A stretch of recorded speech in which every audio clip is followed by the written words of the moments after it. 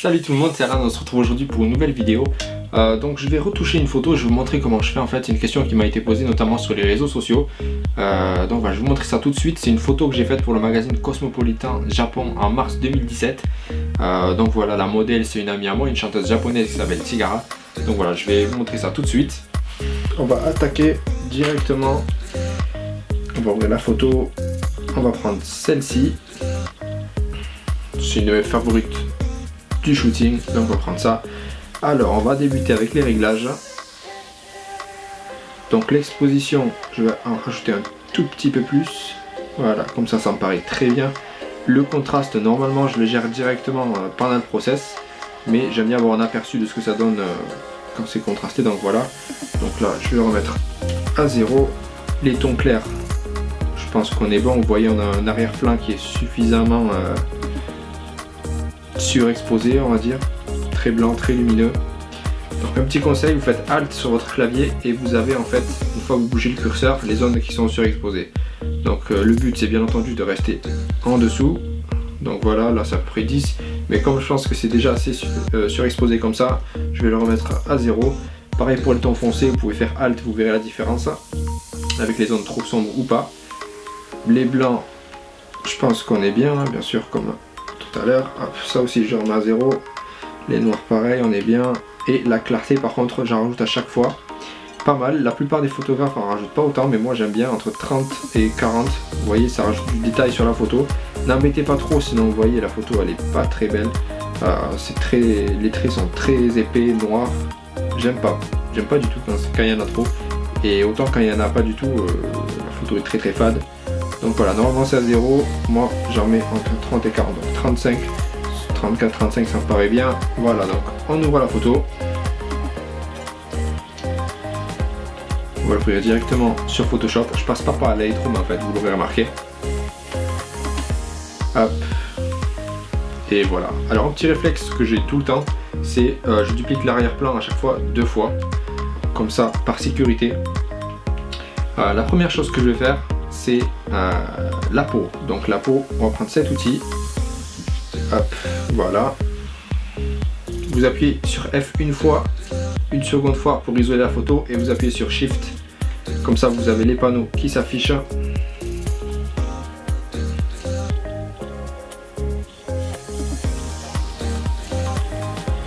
Donc on va venir enlever les petites imperfections comme ça. Donc vous l'encerclez et vous le faites basculer comme ça.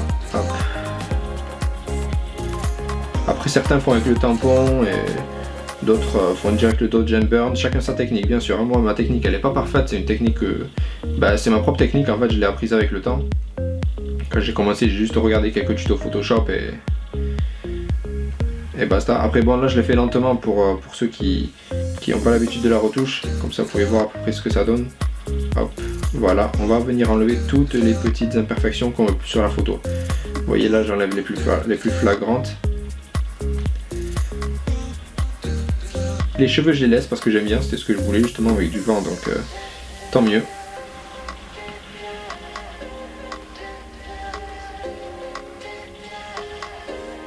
Le grain de beauté qui est juste ici, je vais le laisser. J'aime pas enlever toutes les imperfections, enfin le grain de beauté pour moi c'est naturel donc je le laisse.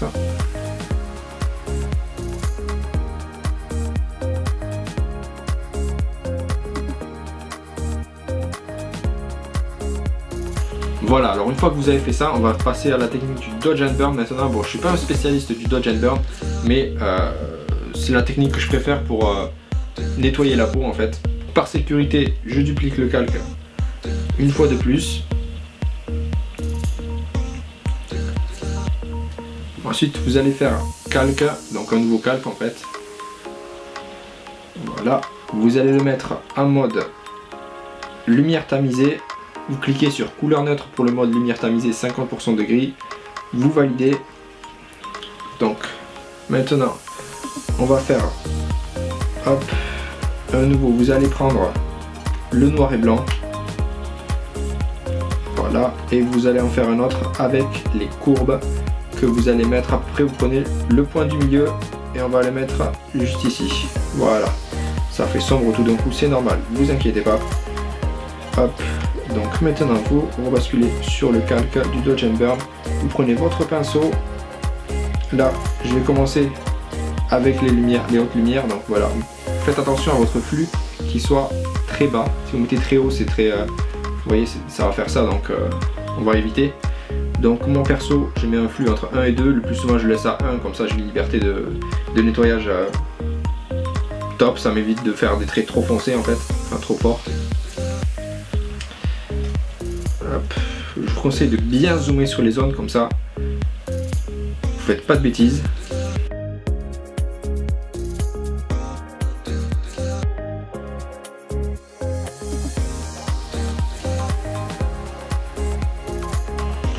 Donc quand vous avez fait ça, si vous voulez, vous pouvez voir un aperçu en fait. Donc ce que vous allez faire, vous enlevez le noir et blanc et les courbes.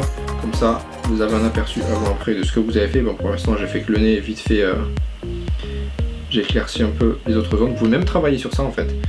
Hop, vous voyez, vous pouvez rajouter. Moi, je le fais grossièrement pour vous montrer, mais voilà. Hop. Perso, je préfère travailler sur le gris en fait. Comme ça, je vois mieux les hautes lumières et les basses lumières. Mais vous pouvez très bien faire à partir d'ici et nettoyer votre peau tranquillement avec les couleurs normales.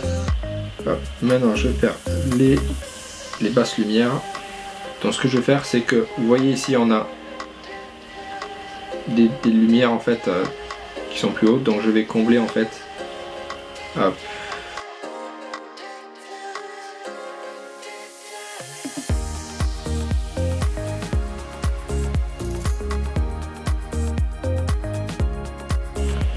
On va faire aussi pour les yeux. Donc moi, ce que je fais généralement, hop, donc on va enlever ça, on va zoomer. Ça, on va mettre le flux à 8. Voilà, comme ça on va pouvoir venir colorier l'intérieur de l'œil pour le blanchir, pour l'éclaircir. J'aime bien faire ressortir les reflets, donc on va accentuer ça. Pareil pour l'autre œil. On va éclaircir ici. Bon, pour moi, ça me suffit largement. Je ne veux pas trop lisser la peau.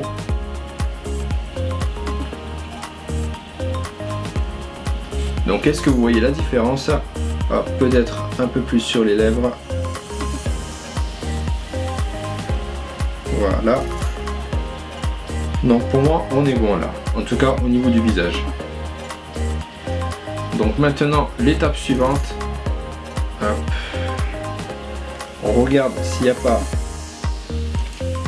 d'imperfection au niveau des vêtements et des cheveux. Vous voyez ici on a un trou qui ne plaît pas trop. Donc ces trois là on va les mettre dans un groupe.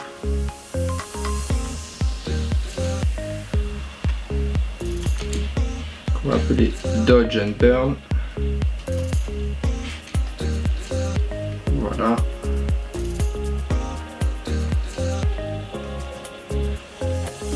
Maintenant, on va prendre une partie des cheveux ici pour combler le trou qu'il y a. Hop. Voilà. On est bon. Donc maintenant, on va passer hop, aux courbes.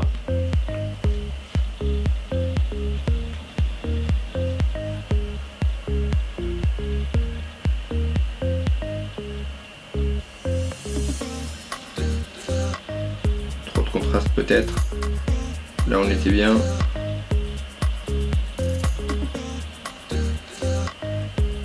Hop.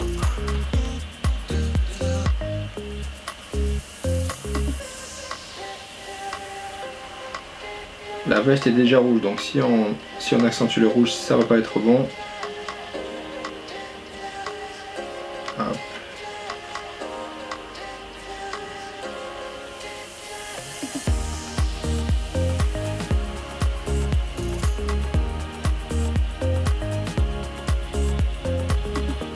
J'aime bien que ce soit un peu vert comme ça. Le côté bleu me plaît aussi. mais je vais rester neutre comme ça, hop. Vous voyez là, si on accentue vraiment, ça fera, on part sur du jaune, là du bleu, violet.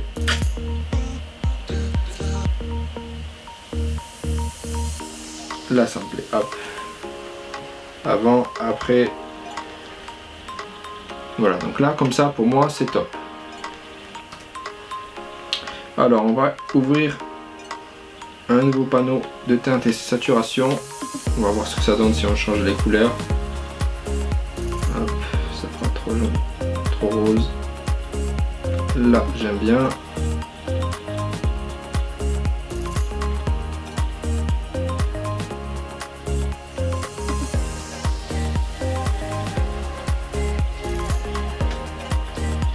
Je fais toujours en assez petit pour voir ce que ça donne en globalité. Ça permet d'avoir un aperçu global, voilà, hop.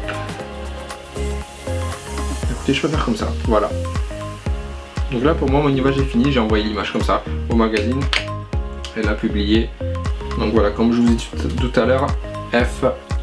Et voilà, c'est tout pour moi. Donc n'oubliez pas de liker, de vous abonner si vous voulez d'autres vidéos de ce style, que ce soit des tutoriels ou des discussions sur la photo. Abonnez-vous, partagez, likez et je vous dis à plus tard pour une nouvelle vidéo. Ciao. Je voulais faire ça mais la caméra est trop loin. Allez, ciao.